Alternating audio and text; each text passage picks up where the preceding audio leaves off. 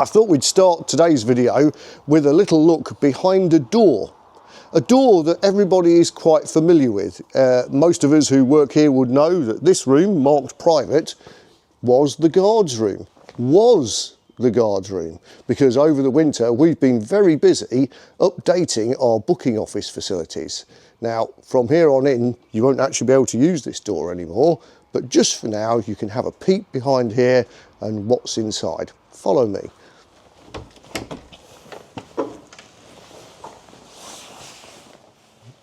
And here we are, it's all changed. This is our booking office. You know, the booking office looked really quite different. It's been, I think, unchanged for more than 30 years, but it was a bit of a cramped space. And so this winter, we've taken the opportunity to completely rework this area, rewire it, and bring it up to date. So we're just at the beginning of the season, just about to move in, but this, the new booking office, which has, as you can see, has been extended into the old guard's room, looking like you would expect one of the top tourist attractions in Wales to look when you come to book your ticket. So you may be wondering where the guard's room has gone then, if we've incorporated that in the booking office. Well, that's moved along one slot, so this is now behind the door marked private, which goes up to the management offices. And well, come on in and have a look.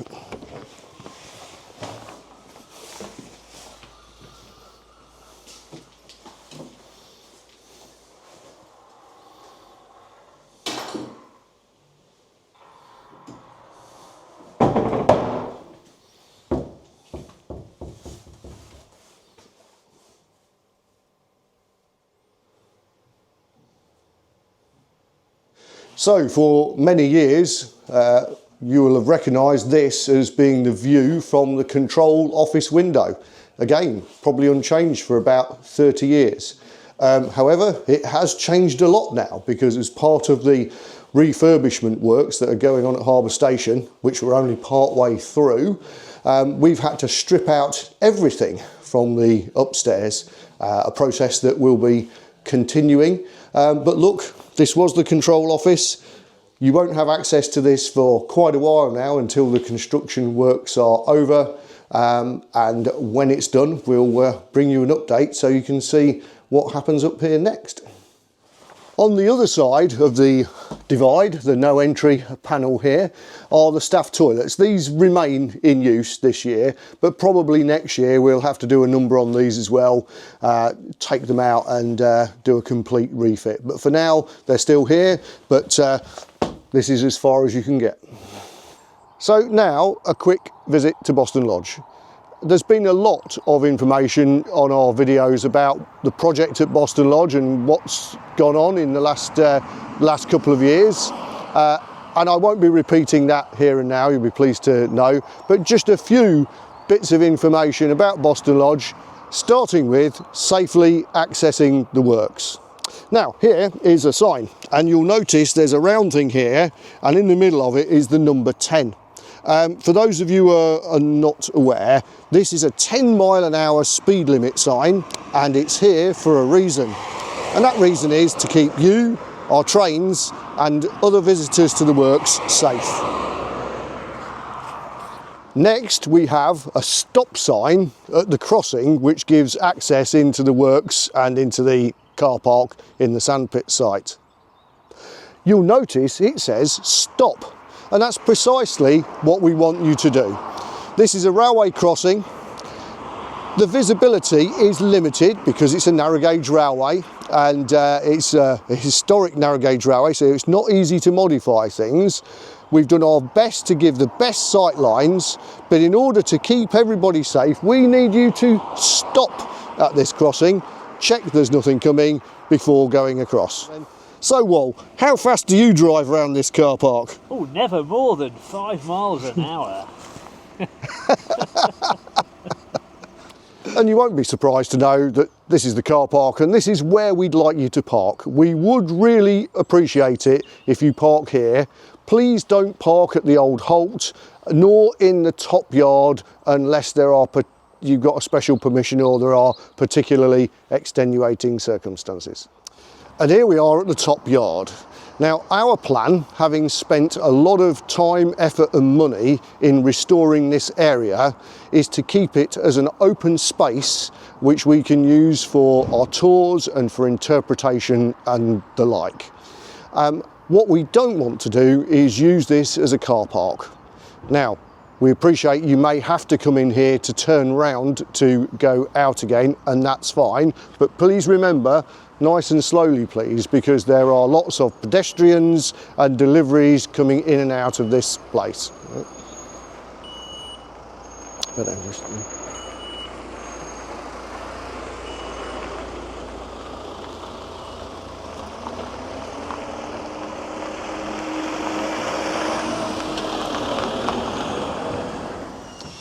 The slate wagon in the middle of the yard is here for two reasons. One is to remind us what the place is all about, but second, it's a very clear indication, if you are driving into the yard, that we want you to drive round the turntable, not over it. There's still a few finishing off pieces going on at Boston Lodge. Here you can see behind me two things. One is some scaffolding where a white van drove into our newly replaced roof. Why? Probably because they were reversing too quickly. Second is a little bit further down, the office block, as you can see, is being clad. A lot of the old slate cladding had fallen off. We've come up with a new design with the architect that's in keeping with the Boston Lodge architecture of today, and we've clad it with the corrugated iron material, and very splendid it looks too. Taliesin was one of the victims of COVID, it has to be said. It ran out of ticket just before we closed down due to COVID, and although there's been work going on throughout that time and up to now, it's been in very slow progress, but it's absolutely delightful to see that Taliesin will be at our 70th birthday party with that big cavalcade on the Cobb on the 20th to the 22nd of June 2025. But here's Taliesin just on running in duties, now with its lovely shiny dome on. I think there's a little extra job to do, just although the paint isn't too bad, it probably needs another coat of varnish. But there you go, Taliesin back in traffic for 25. And here's Prince on final reassembly before returning to traffic, again in time for the big 70th birthday party.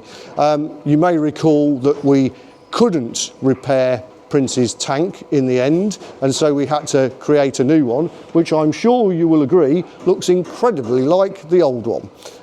It's just been away for sandblasting, so it was trial fitted, been away for sandblasting, sandblasted and primer painted. Now it's all coming back together. Once the fitters have got it all in place, then it'll be off to the paint shop for its coat of shiny green paint.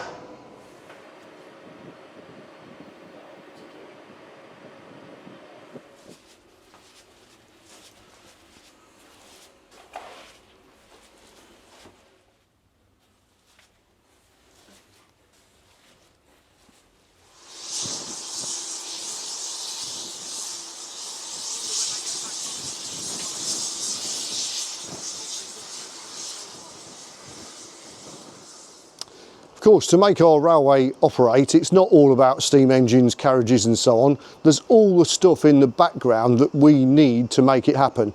And here we are out the back of Boston Lodge Works, a place where very few of you will have gone to, although the loco crews and workshop staff have to come here most days. And what we've got here behind these doors is our workshop compressor,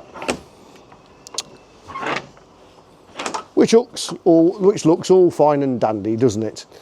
However, unfortunately, our compressor is 20 years old, and it's been used every day in that 20 years pretty much, and time has come to replace it. So as we look forward into the summer, chances are that we'll be taking this out, and hopefully we'll come up with a new compressor system that is A, fit for purpose, and B, let's hope it can save a bit of energy too, because modern compressors are more efficient than old ones. Even though this one's relatively modern, it is now 20 years old and it's done its time. There's another one too, exactly the same, over at Dinas, and we'll be having to replace that as well.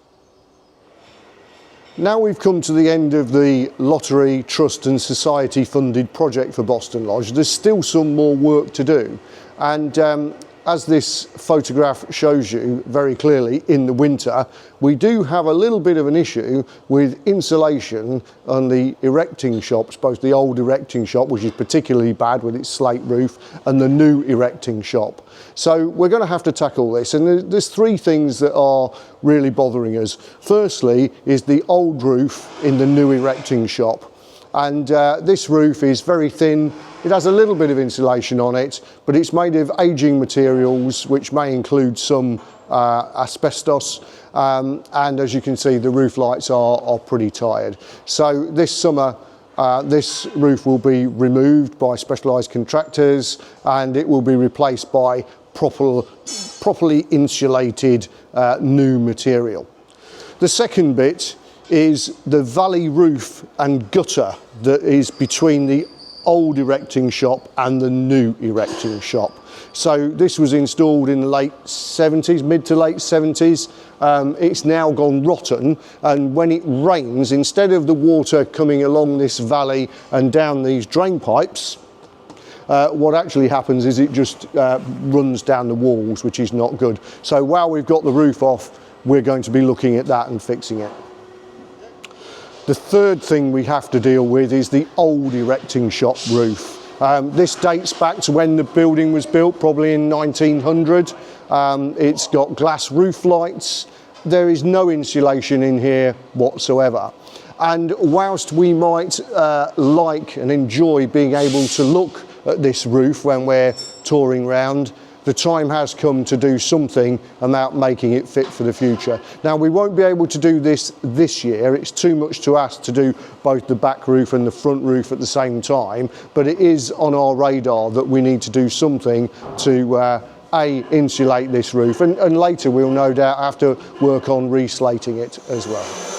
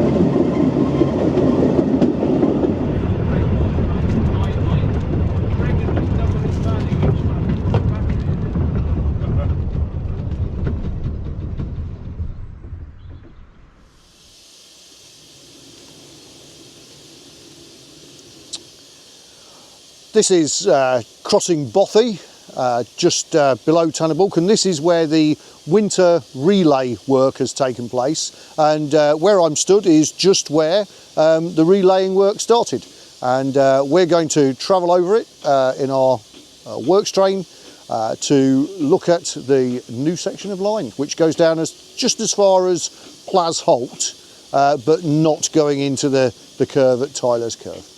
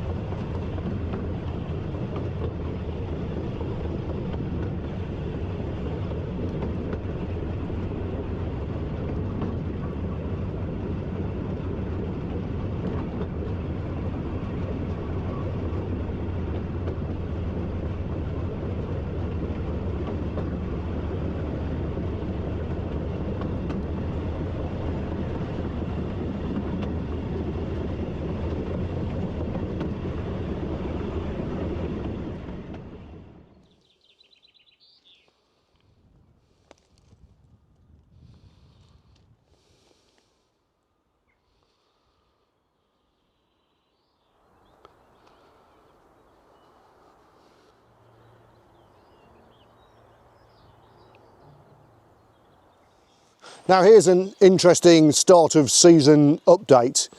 Back in December, when Storm Dara hit us, we were hit very badly, and particularly this section of line from Bethgelert up to Rhyddthu. And I stood in this very spot with the root plate of a tree behind me, which was taller than myself, and the tree was lying down across the railway, and it had trashed the fences on both sides as it fell down. So thanks to an enormous effort from our staff, contractors and volunteers, we have the line clear and runnable again.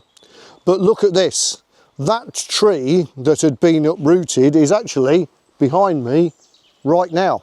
That is the stump of the tree. And what's happened here is that when the tree has been sliced up into sections so it can be moved, the stump has actually gone back into its socket. So this is exactly where I was standing, but the tree has flipped back up into its socket, and it will just sit there now until it's rotted away.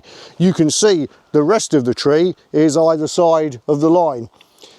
It is now clear enough for trains to pass. It's safe for trains to pass, and I guess ultimately we're going to get a crane in and move some of these bits further away.